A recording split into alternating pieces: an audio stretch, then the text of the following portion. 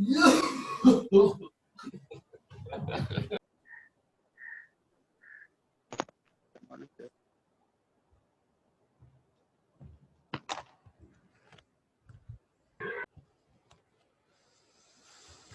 morning, sir. Good morning, all of you. Good morning, sir. Good morning, sir. Good morning. Good morning.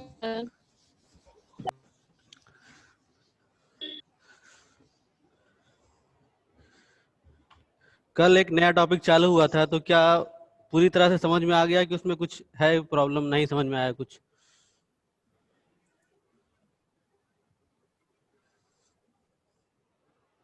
Sir video pause है।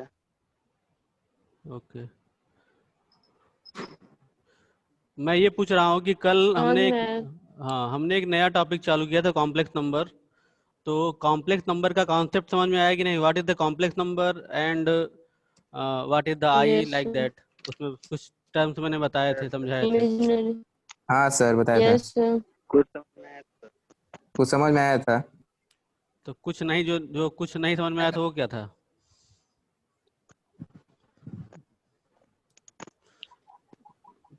Complex फिर से बता दीजिए। Okay, problem होगी तो hand raise करना। देखो फिर से एक बार उसी टॉपिक को थोड़ा सा हम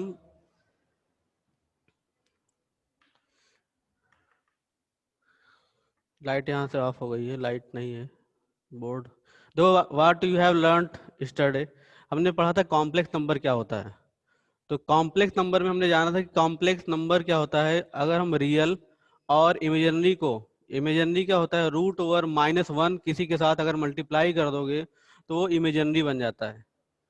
और तो z इक्वल मैंने लिखा था a plus I b. What is the i here? I is root over -1। और a और b अलग अलग रियल हैं, लेकिन चूंकि i के साथ b मल्टीप्लाई हो गया इसलिए वो इमेजिनरी फॉर्म में कन्वर्ट हो गया, और a प्योरली रियल है। तो कहीं भी कोई भी नंबर ऐसा हो जिसमें कि रियल और इमेजिनरी दोनों दिख रहा हो हमें, उसे हम कॉम्प्लेक्स नंबर बोलते हैं।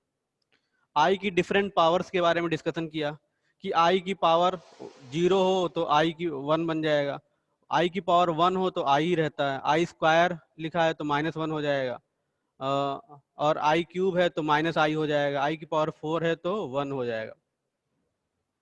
तो इस तरह से आई की 4 पावर्स हमको 5 जीरो भी इन्वॉल्व है, हमको याद रखनी है। और अगर आई की 4 से अधिक पावर्स होती हैं तो 4 के फॉर्म में लिखते हैं, और जो 4 वाली पावर होती है उसको हम 1 कंसिडर कर लेते हैं, और उसके अलावा जो रिमेनिंग फॉर्म होता है, जैसे लिखा है आई की पावर 17 सपोज, तो अब मुझे पता है कि आई, इसे लिख सकते हैं आई की पावर 4 × 4 + 1।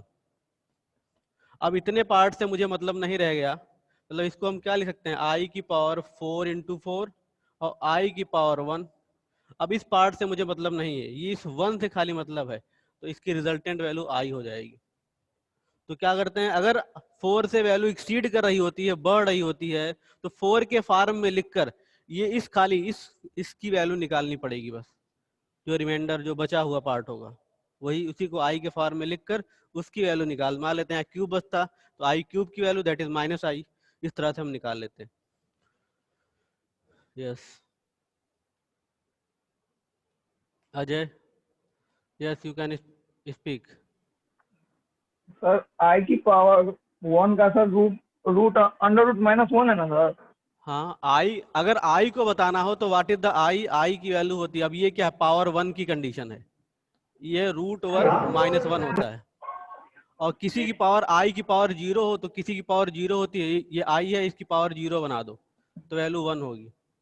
और आई की पावर 1 है, ये 0 पावर पे 1 हो गया, किसी की पावर भी 0 होती है वैल्यू 1 होती है। और आई की पावर जब 1 लिखोगे तो रूट ओवर -1 हो जाएगा। इसी का आई स्क्वायर हो गया तो खाली -1 हो जाएगा। थैंक यू सर हाँ, ये आई टू दी पावर 17 है, उसका आंसर आई है। अगर हम लोग उसके जगह पे -1 लिख देंगे रूट में, तब पर भी सही होगा ना? हाँ, वो आई की वैल्यू हो गई, जैसे आई आया आंसर। अब आई की कोई भी अगर आई लिख रहे हो तो ये मैथमेटिशियन समझ लेगा कि इसकी वैल्यू -1 है, रूट ओवर। अगर तुमने ऐसा लिखा आई तो हम ये समझ जाएंगे, जो भी मैथमेटिक्स पढ़ता है या पढ़ाता है उसको पता चल जाएगा कि आई मीन्स क्या होता है। मतलब रूट ओवर -1 तुम लिख रहे हो, वहां पे रूट ओवर -1 अलग से लिखने की जरूरत नहीं है तुम्हें। ये मैथमेटिकल लैंग्वेज है, जो भी मैथमेटिक्स जानता है वो तुरंत समझ जाएगा कि what is the meaning of i there.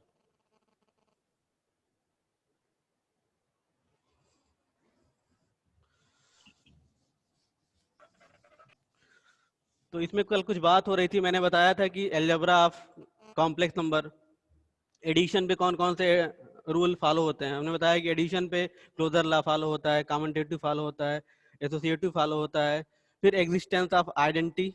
अगर एडिशन ले रहे हैं तो जीरो आइडेंटिटी बन जाएगी, जीरो आइडेंटिटी। अब जीरो क्या है, zero is also a complex number, zero भी कॉम्प्लेक्स नंबर है। तो जीरो, हम जीरो किसी भी कॉम्प्लेक्स नंबर में अगर जीरो ऐड कर दें तो वो सेम नंबर को रिप्रेजेंट करता है। तो इस तरह से zero is identity for addition, addition की आइडेंटिटी जीरो हो गई। फिर मैंने बताया कि उसी में इनवर्स निकालना है। इनवर्स का रूल ये होता है कि इनवर्स अगर एडिशन ले रहे हैं तो ऐसा कोई कॉम्प्लेक्स नंबर में कोई ऐसी चीज ऐड करनी है, ऐसा कॉम्प्लेक्स नंबर ऐड करना है जो कि आइडेंटिटी जनरेट कर दे। अब आइडेंटिटी ऑलरेडी पता चल गई, एडिशन की आइडेंटिटी जीरो है, तो हमको जेड माने कोई भी कॉम्प्लेक्स नंबर। अब इसमें कुछ ऐसा जोड़ना है, ऐड करना है that will generate it's identity, इसकी आइडेंटिटी जनरेट कर दे।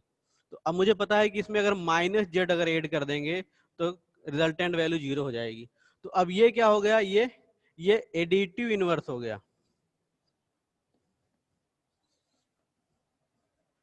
मतलब एडिशन की कंडीशन में इनवर्स अगर हम बात करें कि फंक्शन का इनवर्स या कॉम्प्लेक्स नंबर का इनवर्स क्या होगा, तो इस कंडीशन में -z होगा। सपोज z हमारा है 2 - 3i, तो -z क्या बन जाएगा, इसे माइनस मल्टीप्लाई कर दिया, -2 + 3i हो जाएगा।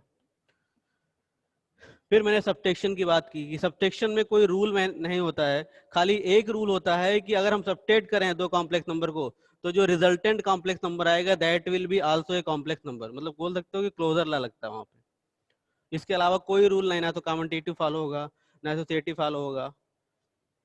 उसके बाद इसके बाद मल्टीप्लिकेशन की बात हुई थी। तो मल्टीप्लिकेशन में मैंने डिस्कस किया था कि अगर कोई भी दो कॉम्प्लेक्स नंबर हैं मल्टीप्लाई किए जाएं तो उनका मल्टीप्लिकेशन भी कॉम्प्लेक्स नंबर होता है, और इस रूल को हम बोलते हैं क्लोजर लॉ। मतलब वहाँ क्लोजर लॉ फॉलो होगा, कॉमटेटिव फॉलो होगा, एसोसिएटिव फॉलो होगा। उसके बाद हमने आइडेंटिटी की बात की थी। तो आइडेंटिटी जो है, आइडेंटिटी का कॉन्सेप्ट अगले साल चैप्टर नंबर 1 जब पढ़ेंगे क्लास 12th में, that is the relation and function, वहां पर भी आइडेंटिटी का कॉन्सेप्ट आता है। बहरहाल अब वो टॉपिक हटा दिया गया है इसमें बाइनरी ऑपरेशन पढ़ने पर। तो आइडेंटिटी किसी भी ऑपरेशन मीन्स यहाँ mathematical operation such like addition, subtraction, multiplication, division. तो जैसे मान लेते हैं मैं मल्टीप्लिकेशन की बात करूं कि दो कॉम्प्लेक्स नंबर मल्टीप्लाई हो रहे हैं, तो उस कंडीशन में आइडेंटिटी वो नंबर होगा जो कि उसी सेट में बिलोंग करता होगा, उस सेट में वो कॉम्प्लेक्स नंबर होगा, और साथ में अगर उसको हम ले रहे हैं तो उस पे रिजल्ट पे कोई इफेक्ट ना पड़े। मतलब जैसे जेड लिया तो फिर से मुझे जेड मिल जाए। अब ये मल्टीप्लिकेशन की कंडीशन है। जैसे एडिशन में देखा कि मैंने जीरो ऐड कर लें तो उस पर कोई इफेक्ट नहीं पड़ रहा, तो जीरो क्या हो गई, एडिटिव आइडेंटिटी हो गई। इसी तरह से यहाँ पर क्या होगा, अगर हम 1 ले लें तो जेड हमको मिल जाएगा। अब ये पूछा जा सकता है क्या 1 हमारा कॉम्प्लेक्स नंबर है, क्योंकि 1 को हम ऐसा लिख सकते हैं 1 + i × 0, और 0, अब ये दोनों क्या है, ये रियल नंबर है। पता है तुमको कि 1 भी रियल होता है, 0 भी रियल होता है, और इसके साथ i मल्टीप्लाई हो गया, और i 0 के साथ कोई मल्टीप्लाई होता है तो 0 बन जाता है। तो इसको हम ऐसा लिख सकते हैं रियल + इमेजिनरी, इसलिए ये कॉम्प्लेक्स नंबर है। तो z × 1 that will B z। Her real number को कॉम्प्लेक्स फॉर्म में लिखा जा सकता है, कोई भी वैल्यू हो। तो अब इसको हम यहां पर क्या हो गया, 1 हो गया मल्टीप्लिकेटिव आइडेंटिटी, मल्टीप्लिकेशन की आइडेंटिटी हो गई। मतलब अगर मल्टीप्लिकेशन कर रहे हैं दो कॉम्प्लेक्स नंबर का तो हमको 1 लेना पड़ेगा, तो 1 will be multiplicative identity because if we take 1 then the result will be same. अगर हम 1 लेंगे तभी हमको फिर से वो जेड मिलेगा, और 1 नहीं लेंगे तो फिर ये वैल्यू चेंज होके यहाँ मिलेगी मुझे। अब बात आती है कि यहाँ पे इनवर्स क्या होगा, मल्टीप्लिकेटिव इनवर्स, इस पे कल बात हो रही थी।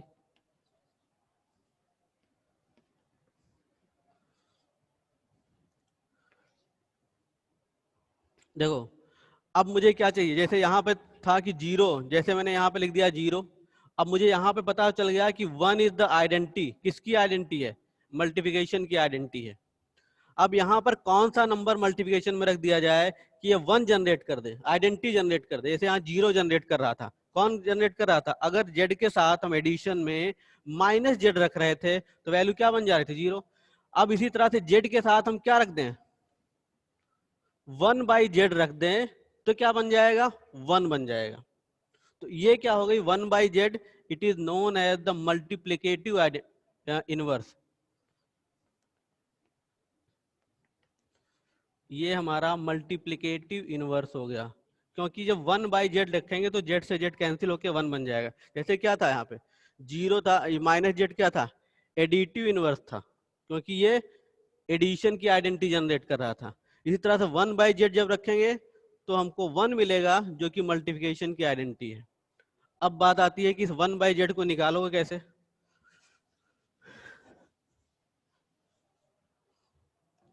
देखो ये 1/z को हम z इनवर्स लिख सकते हैं ना। ये अभी ये किसको रिप्रेजेंट करेगा? Multiplicative identity. अगर मान लेते हैं z हमारा a+ib हो, तो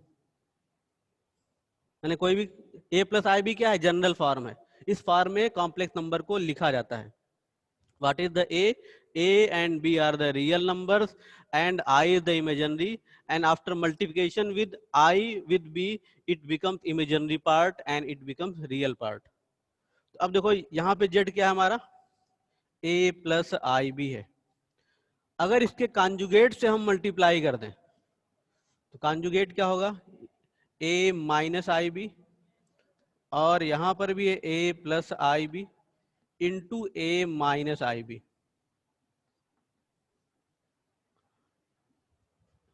ये क्या हो गया? a-ib, और इस पार्ट को हम लिख सकते हैं a²। अब a+b a-b का फार्मूला यहाँ लगा सकते हैं, और माइनस में ib का होल स्क्वायर।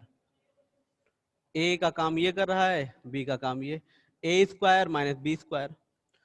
अब a-ib और इस डिनोमिनेटर में a² - i²b² हो गया। i² की वैल्यू निकाली जाती है तो -1 आती है, मैं डिस्कस कर चुका हूँ इस पे। तो यहाँ पर वैल्यू की रखेंगे तो क्या हो जाएगा? -1 हो जाएगा। तो a-ib अपान में हो गया a² प्लस में b²। अब a² प्लस b² को क्या लिख सकते हैं? मैंने बताया था z की रूट z की वैल्यू क्या होती है? a² प्लस b², और ये क्या है? मॉड z को रिप्रेजेंट करता है। कल इस पे बात हुई थी। और ये वैल्यू क्या है? ओरिजिन से किसी कॉम्प्लेक्स नंबर की डिस्टेंस है, √a² प्लस b²। अगर कॉम्प्लेक्स नंबर a+ib फॉर्म का है, लिखा हुआ है, तो ये क्या होगा? ये ओरिजिन से इसकी डिस्टेंस हो गई इसकी, इसे हम मॉड z लिखते हैं। तो अब यहाँ पर देखो, अगर इसका स्क्वायर कर दोगे तो क्या मिलेगा? a² प्लस में b²। तो अब इसे हम, इसका डिनोमिनेटर क्या लिख सकते हैं? और इसे बोलते हैं कॉन्जुगेट ऑफ z। इसको ऐसे लिखते हैं, ये what is this? It is, अभी इसको डिस्कशन करते हैं, कॉन्जुगेट ऑफ z।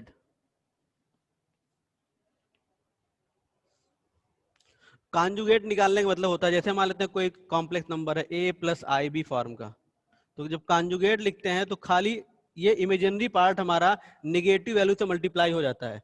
ये क्या बन जाएगा? a-ib। और कॉन्जुगेट रिप्रेजेंट कैसे करते हैं? इस पे बार लगाकर। ये किसका होगा? इसका कॉम्प, जैसे मान लेते हैं हमारा लिखा है 2 - 3i, ये z है हमारा, इसका कॉन्जुगेट लिखना होगा तो 2 - ये है ही है, -1 से मल्टीप्लाई कर दिया इस इमेजिनरी पार्ट को, तो 2 + 3i किसका हो गया? इसका कॉन्जुगेट हो गया। अब इससे कुछ मतलब नहीं मुझे, ये जैसा है वैसा लिख दिया जाएगा रियल पार्ट, खाली इमेजिनरी पार्ट को नेगेटिव वैल्यू से मल्टीप्लाई करके लिख देते हैं, तो वो उस नंबर का कॉन्जुगेट रिप्रेजेंट हो जाता है। इसको ऐसा रिप्रेजेंट करते हैं z बार से।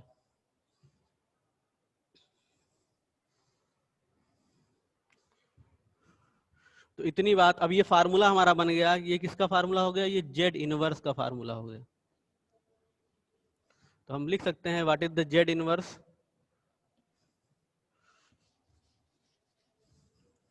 Z inverse means multiplicative inverse.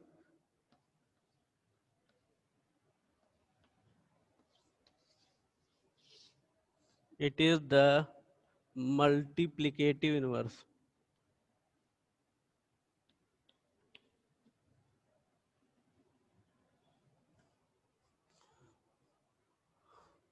अब मान लेते हैं, जैसे मान लेते हैं कोई हमारा कॉम्प्लेक्स नंबर दिया गया, मुझसे कहा जाए कि इसका मल्टीप्लिकेटिव इनवर्स निकालो। सपोज जेड लिखा है 2 - 3i और इसका जेड इनवर्स मुझे निकालना है, मल्टीप्लिकेटिव इनवर्स। तो क्या करेंगे, पहला ऊपर क्या है जेड बार, तो जेड बार क्या हो गया यहाँ पे, इसको नेगेटिव साइन से मल्टीप्लाई कर दिया 2 + 3i और मॉड का स्क्वायर ये हो गया √2² + 3 का स्क्वायर और इसका whole square. 4 + 9 that will be 13, तो √13 का स्क्वायर 13, यहाँ वैल्यू प्लेस कर दी। तो Z inverse equals 2 + 3i/13। It is our multiplicative inverse. ये मल्टीप्लिकेटिव क्वेश्चन पूछा जाता है कि find multiplicative inverse of this complex number. कोई कॉम्प्लेक्स नंबर दे देगा, उसका मल्टीप्लिकेटिव इनवर्स निकलवाएगा। तो फार्मूला यूज करके हम इसको बता सकते हैं कि क्या होगा।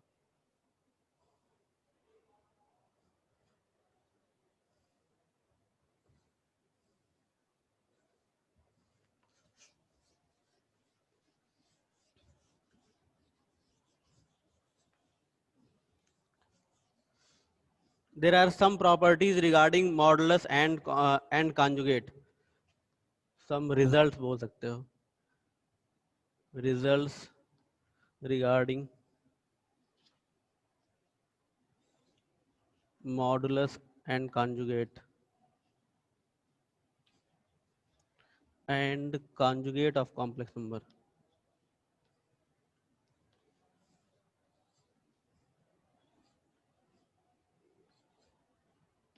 तो पहले हम मॉडुलस की बात करें।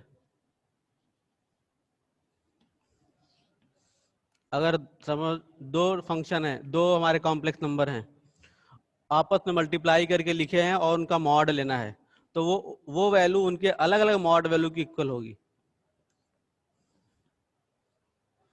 दो कॉम्प्लेक्स नंबर हैं, उनकी मॉडुलस वैल्यू, उनको मल्टीप्लाई करके उनका मॉड लेना है।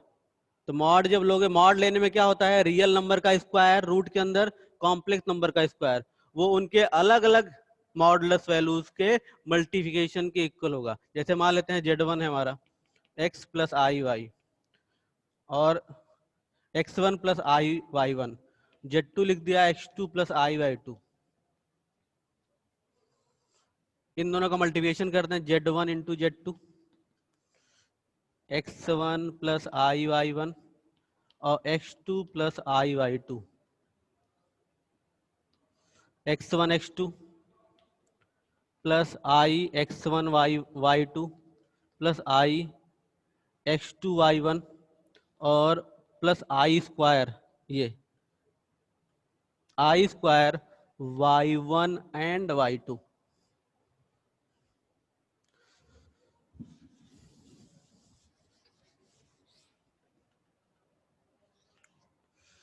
अब देखो यहां से ये i² को मैं -1 लिख सकता हूं यहाँ पे। यहाँ पर मैं, ये क्या हुआ रिजल्ट, x1 x2, इन दोनों में i टर्म कॉमन कर लिया, तो x1 y2 + x2 y1 और प्लस में i² दैट इज -1। i² की वैल्यू क्या होती है, √1 -1 इंटू √1 -1, स्क्वायर दोनों का स्क्वायर हो जाएगा, 1 बन जाएगा। और यहाँ पे y1 y2, अब ये दोनों रियल हैं क्योंकि इसमें से i हट गया है, तो x1 x2 -y1 ये क्या हो गया, रियल पार्ट हो गया, और plus x1 y2 x2 y1। अब यहाँ पर क्या है, ये किसकी वैल्यू है, z1 इंटू z2 की वैल्यू है। इसका मॉड अगर ले लिया जाए, मॉड में क्या होता है, रियल पार्ट का स्क्वायर प्लस इमेजिनरी पार्ट में जो रियल का मल्टीप्लिकेशन हुआ है उसका स्क्वायर। तो अब ये दो रियल, अगर हम रियल बोले कौन सा पार्ट है, ये रियल है और ये रियल है, और ये आई के साथ मल्टीप्लाई होकर ये पूरा पार्ट इमेजिनरी बन गया है। तो इन दोनों का square x1 x2 minus y1 y2 का स्क्वायर और x1 y2 plus x2 y1 का square.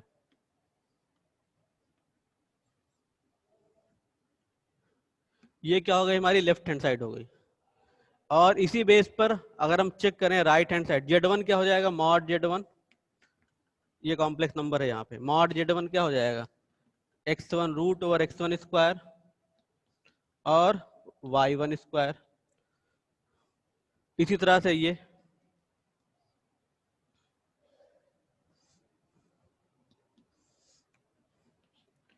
x2 square plus y2 square और ये sorry z2।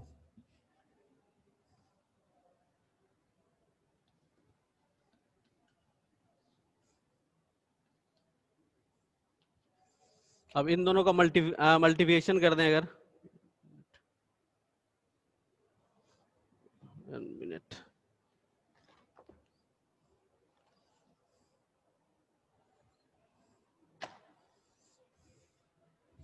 z1 is this value जो root over x1 and y1 square.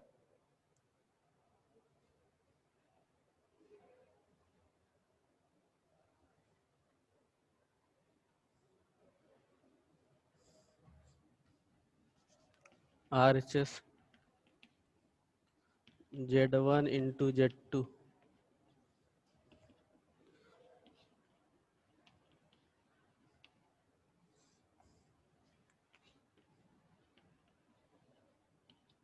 y2 स्क्वायर। एक term यहाँ पे कुछ गलत हो रहा है क्या किसी स्टेप पे, i स्क्वायर दैट इज -1।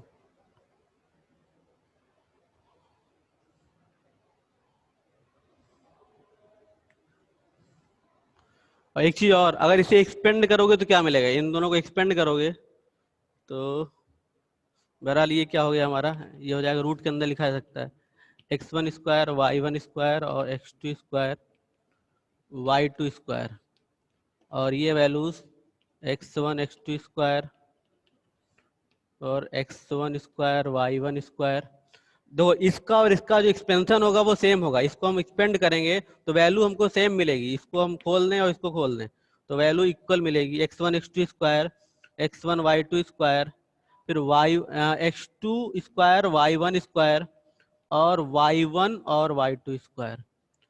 तो यहाँ पे तो ये दो फॉर्म में स्क्वायर लिखा हुआ है, तो अगर हम इसको एक्सपेंड करेंगे तो यही वैल्यू जनरेट करेगा, ये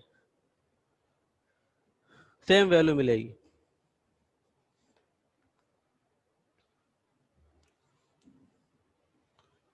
चाहे तो इसको एक्सपेंड करके देख सकते हो, जो इसका जो 2 के साथ जो टर्म होगा वो कैंसिल हो जाएगा यहाँ पे क्योंकि इसमें negative side a square a minus B का होल स्क्वायर लगेगा, यहाँ a प्लस बी का होल स्क्वायर लगेगा। तो जब हम a square plus B square minus 2ab करेंगे और यहाँ पे a square plus B square plus 2ab करेंगे तो जो प्लस 2ab है और माइनस 2ab ये आपस में कैंसिल हो जाएंगे, यही सेम टर्म यहाँ जनरेट होगा। तो हम बोल सकते हैं कि दोनों वैल्यूज इक्वल हैं, therefore left hand side equals right hand side. चाहे करके देख लेना है, इसको एकदम इक्वल आएगा। दूसरी प्रॉपर्टी क्या, रिजल्ट। सेकंड, अगर दो फंक्शन डिवाइड किए हैं और उनका मॉड लिया जाए तो उनके अलग अलग मॉड वैल्यू का इक्वल होगा।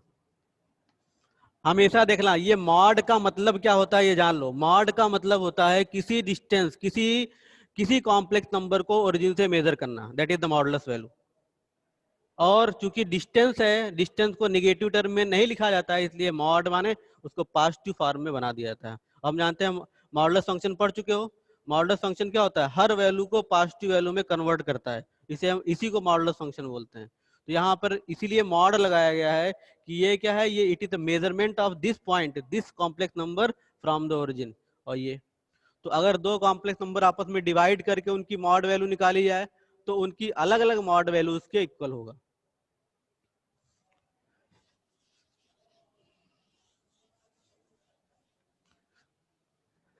इसी तरह से है तुम्हारा कॉन्जुगेट का रिजल्ट। रिजल्ट दिख रहा है, नहीं दिख रहा जी? Result for conjugate,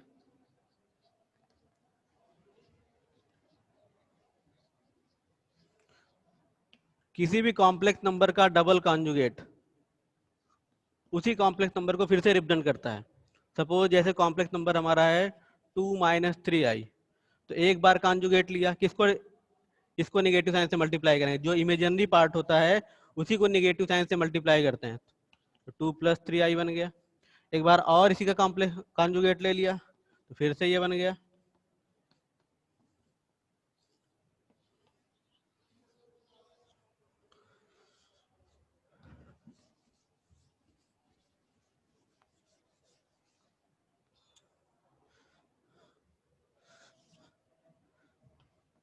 Z1 + Z2 whole conjugate equals Z1 conjugate plus Z2 conjugate. मैंने दो कॉम्प्लेक्स नंबर ऐड करके उनका कॉन्जुगेट लिया जाए तो उनके अलग अलग कॉन्जुगेट के एडिशन के इक्वल होगा। थर्ड, दो कॉम्प्लेक्स नंबर हैं उनको सब्ट्रैक्ट करके उनका कॉन्जुगेट लिया जाए तो उनके अलग अलग कॉन्जुगेट के सब्ट्रैक्शन के इक्वल होगा। फोर्थ, अगर दो कॉम्प्लेक्स नंबर डिवाइड किए गए हैं, अब ये ऐसा लगा हुआ है, ये डिवाइड करके उनका कॉन्जुगेट ले लिया गया तो अलग अलग कॉन्जुगेट के डिवीजन के इक्वल होगा। यहाँ पे क्या है, ये डिवाइड करके कॉन्जुगेट बनाया गया है और यहाँ पर पहले कॉन्जुगेट लेकर डिवाइड किया गया है, तो both having the same values, दोनों की वैल्यूज इक्वल आएंगी। ये किसके रूल हो गए, ये कॉन्जुगेट के रूल हो गए। कॉन्जुगेट में क्या होगा, कॉन्जुगेट मींस क्या हो गया कि किसी भी कॉम्प्लेक्स नंबर के इमेजिनरी पार्ट को नेगेटिव वैल्यू से मल्टीप्लाई कर देना, तो वो उसका कॉन्जुगेट जनरेट करता है। और कॉन्जुगेट को रिप्रेजेंट करने का तरीका क्या होता है, ऊपर बार लगा देते हैं, ये कॉन्जुगेट को रिप्रेजेंट करता है। और एक और बचा हुआ मल्टीप्लिकेशन के लिए, मल्टीप्लिकेशन में भी यही रूल होता है।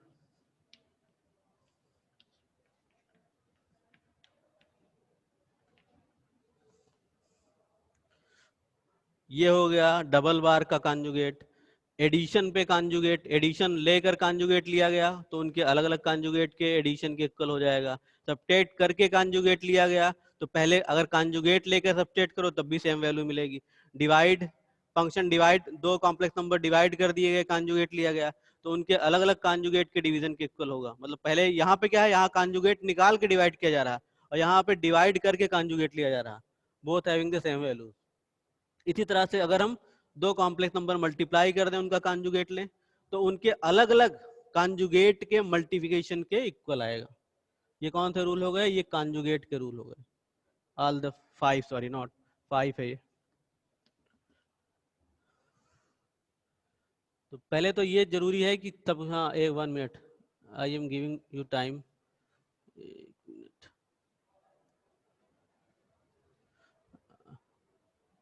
बोलो अंजलि यादव। यस सर ये डबल बार लगाए हैं वो सर। तो डबल बार माने दो बार कॉन्जुगेट ले लिया गया। जैसे एक ये हमारा कॉम्प्लेक्स नंबर है, इसका कॉन्जुगेट लिया यस सर। तो कॉन्जुगेट लिया तो ये नेगेटिव पॉजिटिव से कन्वर्ट हुआ। फिर से एक बार कॉन्जुगेट लिया, इसी अब इसका कॉन्जुगेट लेना है, कॉन्जुगेट का कॉन्जुगेट, तो इस पे फिर एक बार और बार चढ़ गया तो अब देखो ये फिर से पॉजिटिव नेगेटिव में कन्वर्ट हो जाएगा। और फिर ये क्या है, ये जेड के इक्वल दिख रहा है, ये जेड बन जाएगा। तो किसी भी कॉम्प्लेक्स नंबर का अगर दो बार कॉन्जुगेट ले लिया जाए तो फिर से वही कॉम्प्लेक्स नंबर आ जाता है हमारा।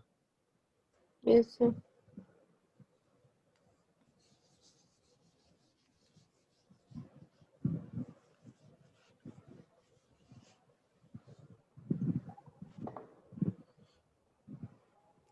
अब जरा एक्सरसाइज पे आ जाया जाए, थोड़ा क्वेश्चन हो जाए।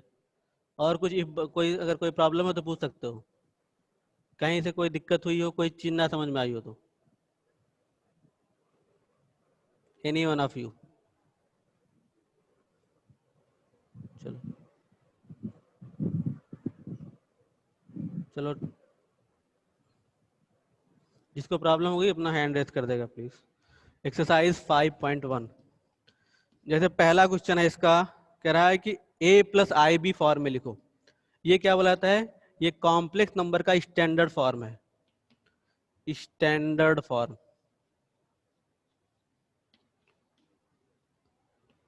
Standard form of complex number.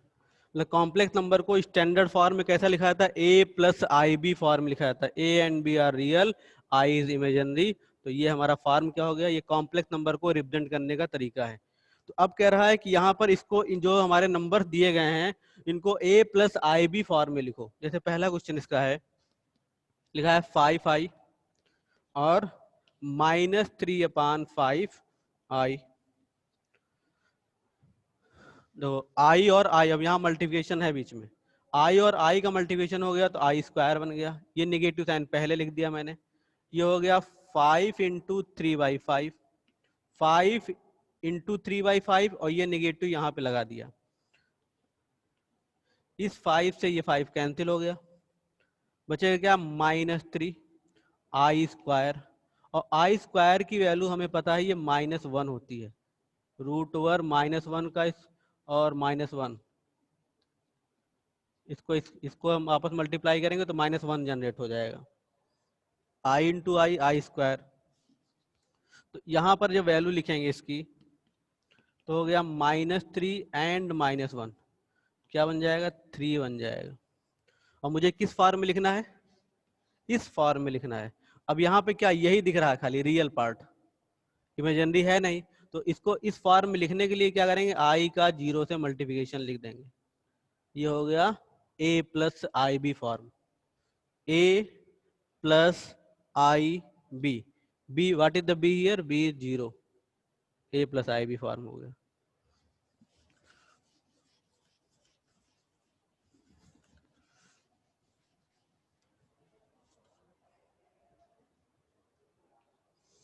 अब जैसे क्वेश्चन नंबर 2 है इसका, लिखा i की पावर 9 प्लस i की पावर 19। अब i के फॉर्म में लिखा है, तो मैंने बताया था जब i की पावर 4 से बढ़ने लगे तो 4 के फॉर्म में लिखना है।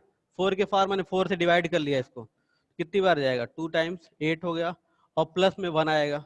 अब देखो 9 कंप्लीट हो गया ना, 4 इंटू 2 8 प्लस 1 9, यहाँ पर i।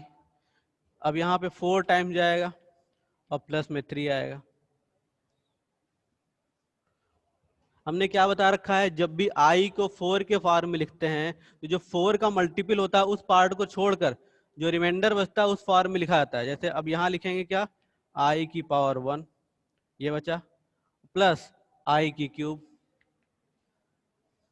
i की पावर 1 मीन्स i, और i क्यूब को क्या लिख सकते हो? पता है तुमको वैल्यू तो डायरेक्ट लिख सकते हो, या नहीं पता है तो i स्क्वायर इंटू आई लिख सकते हैं। आई स्क्वायर की वैल्यू क्या होती है? -1, तो प्लस इसके यहाँ लिखा -1 इंटू आई, तो i minus I that will B 0, ये 0 बन गया। कैसे हुआ देखो फिर से, ये 9 था 19 था, तो मैंने इसको 4 की पावर में तोड़ा तो 8 प्लस 1 लिख सकते हैं ना, 8 प्लस 1, 8 मीन्स 4 इंटू 2। अब ये वैल्यू हमारी क्या हो गई? ये 1 बन गई इतनी पार्ट, आई की पावर 1 बच गया।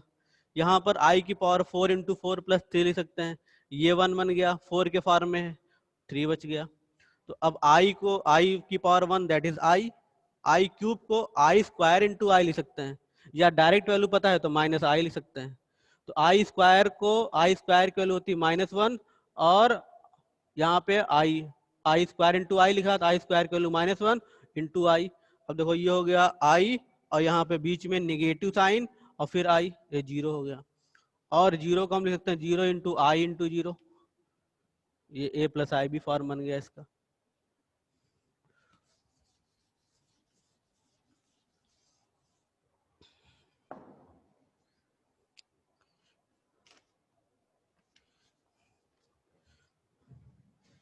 आई की पावर -39 जैसे माइनस लिखा हुआ है, तो माइनस मीन्स क्या हो गया 1/i की पावर 39, क्योंकि ऊपर ले जाएंगे तो फिर निगेटिव बन जाएगा। अब देखो इसको अगर हम चाहें तो i की 4 पावर, इसको अगर हम ऊपर और नीचे i से मल्टीप्लाई कर लें, ऊपर हो गया i की पावर 1 और नीचे i की पावर 39 था और एक i और मल्टीप्लाई हो गया, क्योंकि वैल्यू ना चेंज हो इसलिए मैंने न्यूमिनेटर डिनोमिनेटर में मल्टीप्लाई कर लिया। तो न्यूमिनेटर हो गया i और डिनोमिनेटर में बेस इक्वल होता है, बेस मीन्स ये i, तो पावर 8 हो जाती है। पावर 8 हुई तो कितना हो गया 39 और हियर 1, तो i और ये हो गया i की पावर 40 और इसे लिखते हैं i की पावर 1 और इसे i की पावर 4 और पावर में 10 लिख सकते हैं। i की पावर 4 की वैल्यू क्या होती है 1, पता है हमको, तो ये 1 की पावर 10 बन गया, दैट इज 1। ये इतना पार्ट क्या बन गया 1 की पावर और यहाँ पे 10 है तो 1 हो गया, और i की पावर 1 बच गया, तो आंसर क्या हो गया i। अब i को हम चाहें तो, अब ये इमेजिनरी पार्ट है तो लिख सकते हैं 0 इंटू 1 इंटू आई, ये इसी को रिप्रेजेंट कर रहा है। और किस फॉर्म में लिखा है, ये कॉम्प्लेक्स के नंबर के फॉर्म में लिखा है, क्योंकि यहाँ पे इमेजिन रियल पार्ट नहीं था, तो रियल पार्ट को बनाने के लिए क्या किया 0 ऐड कर दिया इसमें। जैसे और सब में क्या था इमेजिनरी पार्ट नहीं था इसके पहले कुछ फर्स्ट वाले क्वेश्चन में, तो वहां पे i इंटू 0 लिखा था।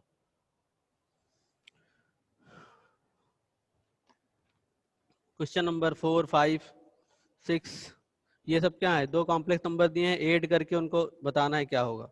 तो कॉम्प्लेक्स नंबर में एडिशन कैसा होता है, एडिशन अगर हमको करना होता है तो हम रियल पार्ट को रियल पार्ट के साथ एक और इमेजिनरी पार्ट को इमेजिनरी पार्ट के साथ कंपेयर ऐड करते हैं। जैसे क्वेश्चन नंबर 4,